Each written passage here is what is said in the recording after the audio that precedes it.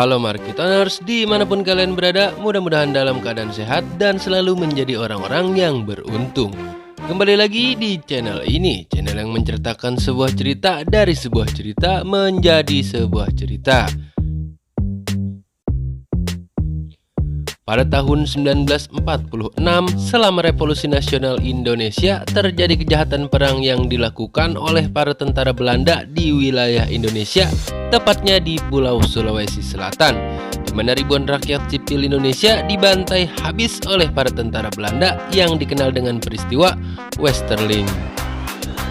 Yang kemudian peristiwa ini diangkat ke sebuah film yang berjudul The East, yang dibintangi oleh artis-artis Belanda juga artis-artis tanah air. Bagaimana ceritanya? Sebelum kalian lanjut menonton, jika kalian suka silahkan subrek aja. Terima kasih. Pasang kuda-kuda, tarik napas dalam-dalam, dan inilah. Film diawali dengan sekelompok relawan tentara perang Belanda yang baru tiba menginjakan kaki di Indonesia, yang kala itu masih disebut Hindia, di mana salah satu tentara itu bernama Johan de Vries. Ini orangnya. Di mana tujuan para tentara ini datang untuk membantu para penduduk lokal supaya terbebas dari kepemimpinan rejim Soekarno. Belanda yang berusaha mengambil alih kepemerintahan Hindia harus bersaing dengan Soekarno yang dibantu oleh sekutu Jepang. Oleh karena itu, Belanda mengiring opini publik bahwa sebenarnya kehadiran Belanda untuk melindungi dan memimpin sebagian rakyat Hindia. Setibanya di Hindia, Johan de Vries langsung dikirim ke daerah Semarang untuk melakukan perlawanan terhadap pemberontak atau orang-orang yang mengakui kepemimpinan Soekarno.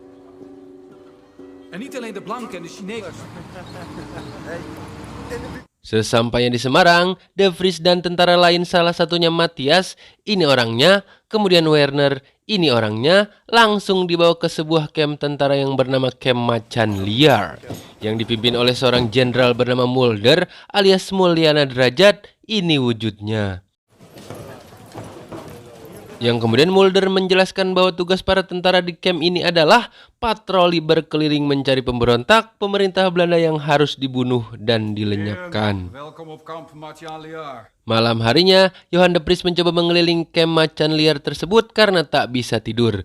Namun ada hal yang mengejutkan di mana de Vries melihat para wanita Hindia yang dibawa masuk ke dalam kamp tersebut. Entah apa yang dilakukan, yang tak lama kemudian Johan pun langsung menuju kamar untuk tidur. Sebelum tidur, Johan de Vries memandangi foto ayah dan ibunya. Di sini Johan menyembunyikan fakta bahwa sebenarnya ayahnya merupakan anggota Nazi Belanda yang terlibat dalam pembunuhan ribuan orang Yahudi di Belanda. Oleh karena itu, masyarakat Belanda mengutuk keras kepada anggota keluarga Nazi tersebut yang membuat Johan harus menyembunyikan identitas keluarganya itu. Singkat cerita, para tentara relawan tersebut, salah satunya si Johan de Vries, mendapatkan tugas pertamanya berkeliling desa mencari tanda-tanda pemberontakan. Para tentara tersebut, termasuk si Johan, berkeliling desa yang ada di wilayah tersebut hingga akhirnya mereka sampai di kediaman sang kepala desa. Sambil melepas penat, para tentara tersebut meminum buah kelapa yang disediakan oleh Pak Lurah. Setelah beristirahat, mereka kembali melanjutkan perjalanan tanpa menemukan tanda-tanda pemberontakan. Hingga akhirnya mereka sampai ke sebuah tempat bekas gudang senjata tentara Jepang yang saat ini dikuasai oleh Belanda, hingga akhirnya para tentara tersebut menghabiskan malam di tempat itu.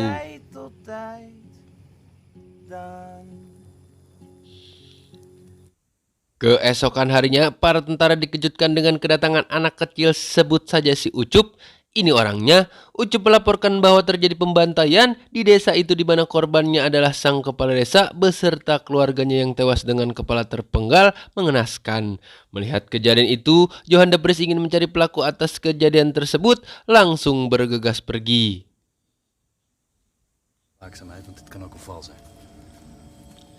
Mereka pun bergegas kembali patroli mencari para pemberontak yang sulit ditemukan karena pada saat itu masyarakat Indonesia memakai sistem perang gerilya. Hingga akhirnya mereka para tentara termasuk si Johan sampai ke sebuah pasar dan langsung mencoba makanan-makanan khas Indonesia. Ketika para tentara tersebut sedang asik dengan lontong di tangannya, tiba-tiba terjadi keributan di wilayah pasar tersebut di mana ada seorang pedagang yang diperas oleh tentara Jepang. Johan yang berhati mulia langsung menghampiri dan menanyakan apa yang terjadi karena kedatangan Johan dan temannya ke Indonesia untuk melindungi rakyat Indonesia dari kejahatan tentara Jepang. Oke, tenang. Terjadi perdebatan antara Johan dan tentara Jepang hingga akhirnya datanglah seorang mantan komandan tentara Belanda yang bernama Westerling. Ini orangnya, yang akhirnya tentara Jepang pun pergi karena takut dengan mantan komandan tersebut hingga akhirnya mereka semua membubarkan diri.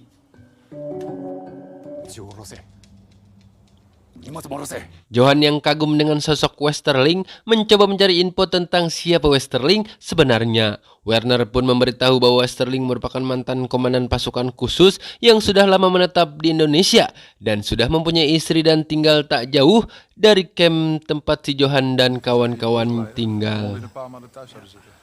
Lalu secara diam-diam Johan keluar dari kamp dan memantau kediaman si komandan Westerling tersebut.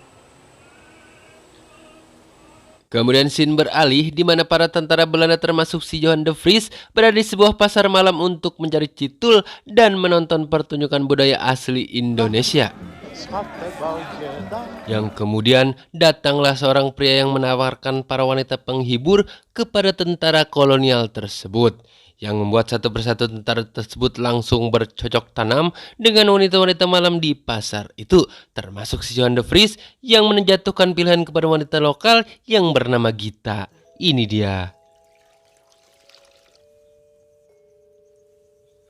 Keesokan harinya setelah puas melancarkan kebutuhan jasmaninya, para tentara kolonial tersebut kembali berpatroli untuk mencari keberadaan para pemberontak. Namun naas ketika mereka menyeberangi sungai, salah satu prajurit yang bernama Werner harus tewas tertembak pasukan pemberontak yang sembunyi di balik hutan. Peristiwa kematian Werner membuat para prajurit lain merasa semakin dendam dan ingin segera mencari keberadaan para pemberontak tersebut. Setelah kematian Werner, Johan de Vries dan kawan-kawan mengadakan pesta amer untuk mengenang kepergian sahabatnya tersebut. Dalam keadaan mabuk, mereka terlibat pertengkaran dengan pasukan Jepang yang berada di tempat itu. Namun setelah perkelahian selesai, Johan de Vries tiba-tiba berlari ke tempat di mana Gita sang wanita malam bekerja. Johan yang mabuk parah mencari keberadaan Gita dan langsung melakukan serangan yang bertubi-tubi kepada Gita. Serangan apakah itu? Kemudian scene beralih di mana pejuang Indonesia yang memberontak yang menembak mati pasukan Belanda berhasil ditangkap. Pria itu pun dimasukkan ke dalam gudang di kamp tersebut dan disiksa. Malam harinya, mantan komandan pasukan yaitu Westerling menghampiri tahanan pemberontak dan melakukan penyiksaan supaya orang tersebut memberi info tentang keberadaan pemberontak ataupun pejuang-pejuang yang lain. Bukannya menyerah, pria itu dengan kuatnya hanya berteriak, "Indonesia merdeka!" Walaupun badannya sedang dialiri listrik, pria itu tetap berpegang teguh dengan kemerdekaan Indonesia.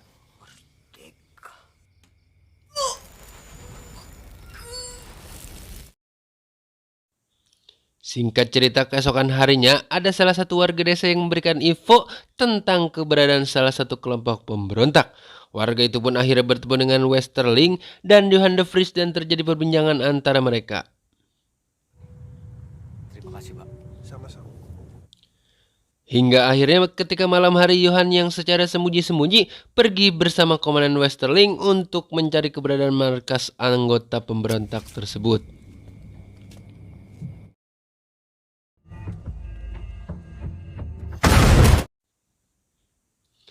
Kemudian scene beralih di mana pria yang diamankan di dalam gudang camp tersebut dibebaskan atas perintah Komandan Mulder.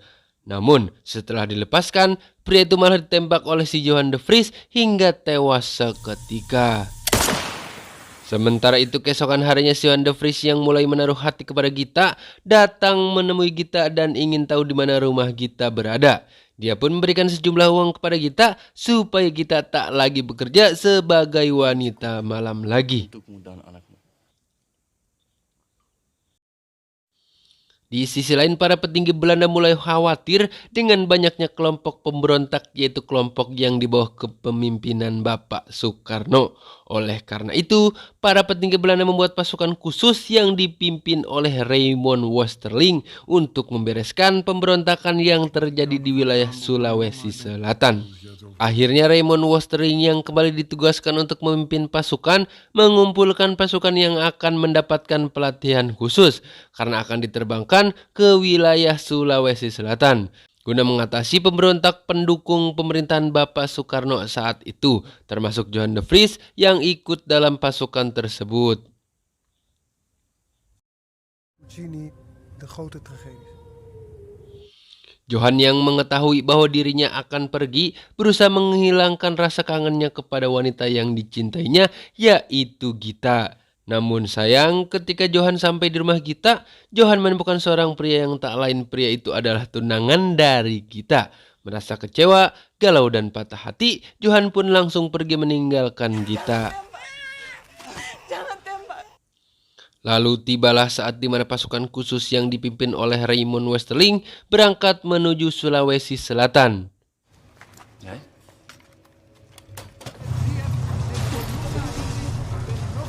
Singkat cerita, setibanya di Sulawesi Selatan, pasukan khusus ini merusak, membakar rumah-rumah warga, dan menembak mati satu persatu warga yang dinilai mempunyai niat untuk memberontak pemerintahan Belanda kala itu.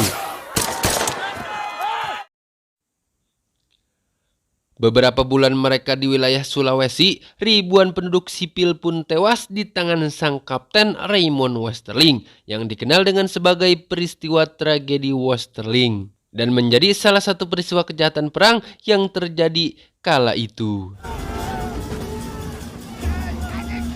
Hingga akhirnya Johan de Vries yang merasa bersalah karena tujuannya datang ialah untuk melindungi bukan menghabisi, berusaha membela warga sipil Indonesia yang membuat Johan dipukul pingsan dan mendapat hukuman karena disebut sebagai pengkhianat.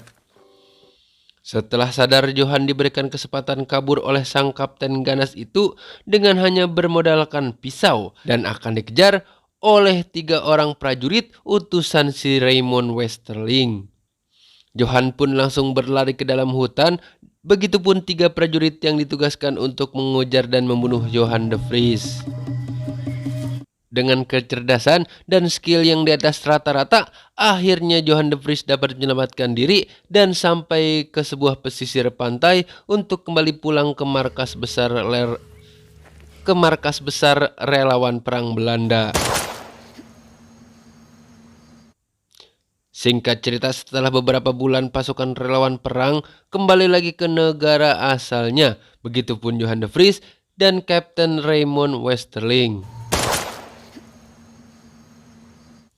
Kemudian setelah beberapa tahun, Kapten Raymond Westerling yang berubah menjadi pemain drama musikal dihampiri oleh mantan anak buahnya, yaitu si Johan de Vries.